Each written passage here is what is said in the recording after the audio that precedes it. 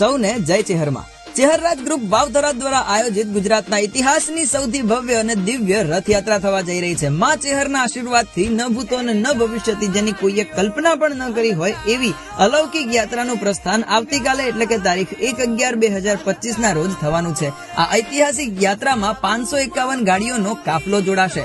આ યાત્રાને અવિસ્મરણીય બનાવશે। યાત્રામાં જોડાનાર તમામ શ્રદ્ધાળુઓ માટે પાર્કિંગ અને ભોજન પ્રસાદની ઉત્તમ વ્યવસ્થા ધાનેરા 3 રસ્તા ભારતમાલા રોડ આગળ એચપી પંપની બાજુમાં રાખવામાં આવી છે। આ ભવ્ય યાત્રાનું પ્રસ્થાન પાર્કિંગ વ્યવસ્થા સ્થળેથી કરીને ચેહર માતાના કુવેથી થશે।